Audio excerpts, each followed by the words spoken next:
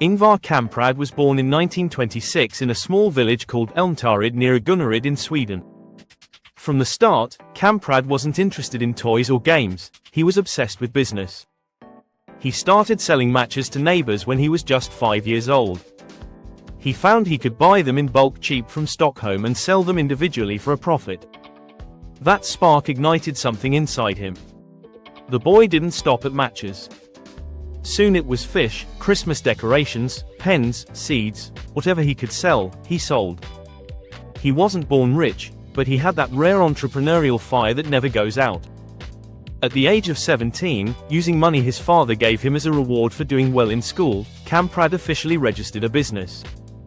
He called it IKEA, a name made up of his own initials I and K, plus the initials of his family farm Elmtarid and the nearby village Gunnarid. What started as a mail-order business selling pens and wallets would soon grow into a retail revolution. But success didn't come overnight. Ingvar faced roadblocks, competition, and financial limits. But instead of seeing problems, he saw opportunity. He didn't have the luxury to open a big fancy store, so he sent out catalogs. He couldn't afford to deliver assembled furniture, so he created flat packs. What the world thought was inconvenient, he turned into an advantage. Kamprad's breakthrough moment came in the early 1950s. He noticed that the biggest cost in selling furniture wasn't making it, it was transporting and storing it. That's when the light bulb moment happened. One of his employees took the legs off a table to fit it in a car. And boom, flat pack furniture was born. By letting customers assemble their own furniture, IKEA slashed shipping and storage costs. It also made their products affordable to ordinary people. That wasn't just clever, it was revolutionary. IKEA wasn't just selling furniture. It was selling independence. You didn't need a big paycheck to have a beautiful home. You didn't need movers or designers. Just your own two hands, an Allen key, and a little patience. Kamprad wasn't just smart in design. He was obsessed with cost control. He lived what he preached. Even when he became one of the richest men on earth, he flew economy, drove an old Volvo, and stayed in cheap hotels. He ate at IKEA cafeterias and always demanded value for money. He once said, "People say I am cheap, and I don't mind. If I wasn't, IKEA wouldn't exist." This wasn't just about money, it was about mindset. He believed in creating products for the masses, not the elite. And he lived like his customers. That authenticity made IKEA more than a brand. It made it a movement. The 1960s and 70s saw IKEA explode across Europe. Stores opened in Norway, Denmark, Switzerland, and Germany. By the 1980s, IKEA was in the United States. By the 2000s, it was in China, Russia, and the Middle East.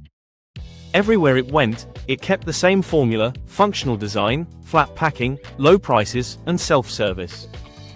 People didn't just buy furniture. They bought an experience. Walking through IKEA became a ritual. You dream about your home, grab a Swedish meatball meal, and come back with way more than you planned. Kamprad stayed involved in the business for decades, but always from the shadows. He hated publicity. He once said, "If there is such a thing as good leadership, it is to give a good example. I have to do so for all the IKEA employees." He believed in decentralization. IKEA stores were run almost independently, which allowed them to adapt to local markets. The company structure itself was a complex web of foundations and holding companies, all designed to avoid takeovers and ensure IKEA stayed true to its mission. But it wasn't all perfect. Kamprad faced criticism over labor practices, tax structures, and even a brief flirtation with fascist youth groups in his teenage years, something he deeply regretted later in life. But through it all, his commitment to simplicity, humility, and frugality never wavered. He admitted his faults. He learned. And he kept building. At his peak, Kamprad was worth more than $50 billion. Yet he didn't live like a billionaire. He didn't chase yachts, jets, or mansions. He chased efficiency. He once said, "Simplicity and common sense should characterize planning and strategic direction. That's what makes his story different." This wasn't just about getting rich. It was about creating something meaningful. Something that lasts. Something that brings value. Even in his final years, Kamprad remained a symbol of business done differently. He passed away in 2018 at the age of 91. But IKEA continues to grow, evolve, and inspire. More than 450 IKEA stores exist across the globe today. Every time you walk through one, you're walking through his legacy. You're seeing how a boy selling matches turned into a man who sold dreams in the shape of furniture. So, what's the takeaway from Ingvar Kamprad's billionaire journey? It's not just about furniture. It's about thinking differently. It's about solving problems that no one else notices. It's about sticking to your principles, even when you're surrounded by temptation. It's about staying humble when the world is watching. Kamprad didn't chase fame. He didn't chase trends. He chased efficiency, simplicity, and value. And that's what built a fortune. If you're dreaming of financial freedom, remember this: you don't have to be flashy. You don't need to go viral.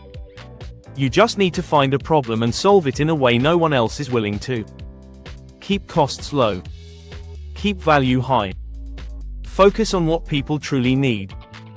That's what Kamprad did. And he built a global empire while living like your next-door neighbor. So whether you're starting small, selling online, flipping furniture, or launching your own product, channel your inner Kamprad. Think lean. Think long-term. Build something people trust. And never forget that greatness doesn't have to be loud. Sometimes, it comes from a quiet Swedish village, from a teenager with a dream, a catalog, and a mission to make life better for millions. That's the power of vision. That's the power of staying grounded.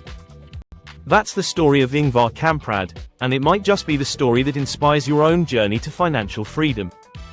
If you love this story, smash that like button, share it with your friends who dream big, and hit subscribe for more stories of billionaires who started with nothing.